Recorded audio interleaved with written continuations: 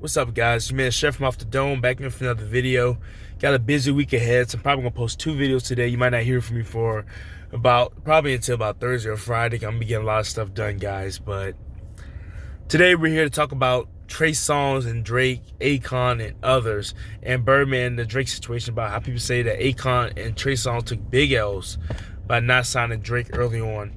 And I will go ahead and say, for Trey Songz, it's not a big L. For Akon, maybe, due to the fact he had Lady Gaga and T-Pain to produce them and help them become stars.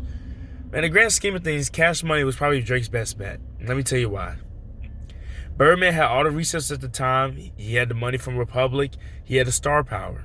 Simple. He had Lil Wayne, the top rapper at the time. Remember, Lil Wayne, I think out of the whole 2000s, other than maybe 50 Cent, I'm not saying he's the only. Okay, other than 50 Cent, Eminem, two people that's, by the way, on Dr. Dre's Aftermath label. Other than those two artists, and other than Kanye West coming very close, selling 900-some thousand first week, there's no other rapper in the 2000s that sold 1 million. Matter of factly, in the 2010s, other than Drake, there's no other rapper that sold 1 million first week. So there you go. Birdman has both of those accomplishments. If being a rapper, I don't want to say it's tough in 2000s because there was a lot of the mainstream notoriety for rappers. A lot of rappers were getting paper like they never had seen before. And these are pure album sales. This is not even like streaming. These are not all ringtone rap. A lot of these are actual album sales. So think about what rap is now, where a majority of rappers need streaming to at least get, and they're barely getting to 50K with streaming.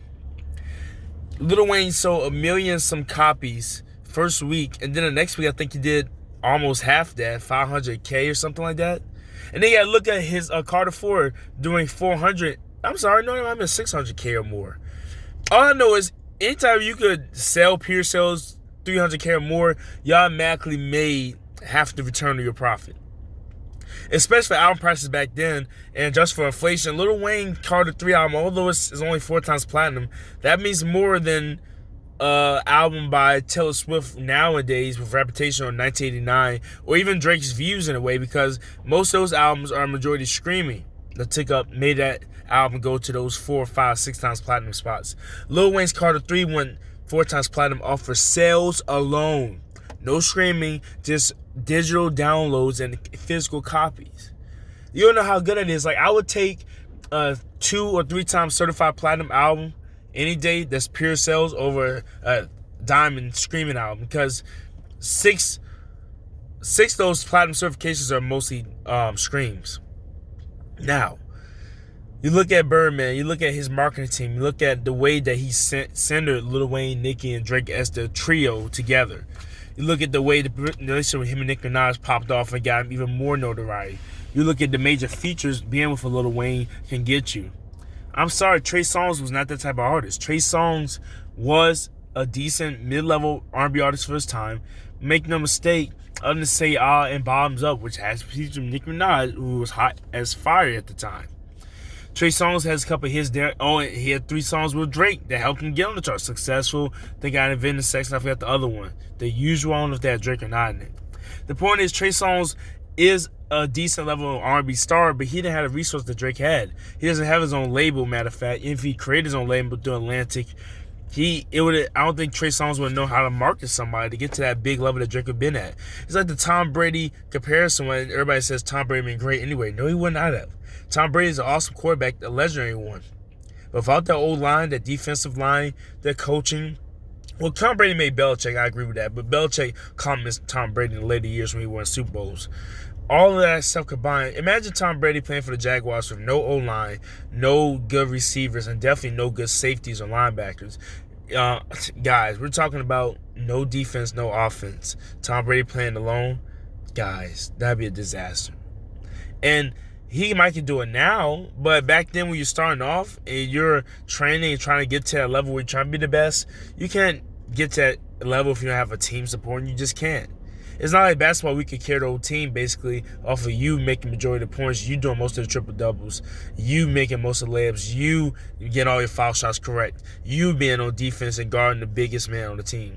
Football is a more strategic game. It's too many moving elements for you to do all at once. So going back to Akon and Trey Songz, Akon At that time, he did have Lady Gaga out, which she was still on Konlive, and T-Pain was formerly on Konvict and made Network Records. But even when you look at that time where Drake was blowing up, he was still nurturing Gaga. You see, Drake got signed to Cash Money in late 2008. Gaga blew up in 2009 and 10.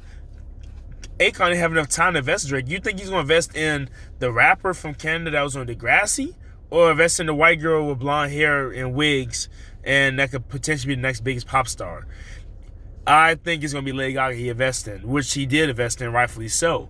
And he also had Kardashian official and Kobe O'Donnell. He had 3 people he was investing in at one time. Drake would have been a side project and would never get to the level he is at today. So yeah, you got to stop saying that Trey Songz and Akon did wonders for Drake. And the truth is, if Drake would have signed to either one of those guys, let me tell you, he may have made some buzz, but he wouldn't be the Drake he is today. He wouldn't be a million copies first week selling Drake. Want to make me prove my point? Because Tyga signed to Cash Money. He was actually a decent rapper. He has a decent flow of metaphors. And he was put to the side for Lil Wayne, Drake, and Nicki Minaj. And Jay Sean even, and a lot of other projects. DJ Khaled was on the label. There was too many people outshining him. And that's why Tyga, biggest hit until Taste was Rack City and faded. And after that, he really didn't have any type of album sales or great return on his investment. That's why he had to have Chris Brown saving with that collab album. Without Chris Brown, Tyga to fade to relevance in 2013. So that's all I got to say. Make sure you leave your comments below. Let me know if you think I'm wrong. I may be wrong, but I think I'm very correct on this situation. It's your man, Chef from Off the Dome. I'm signing out. Peace.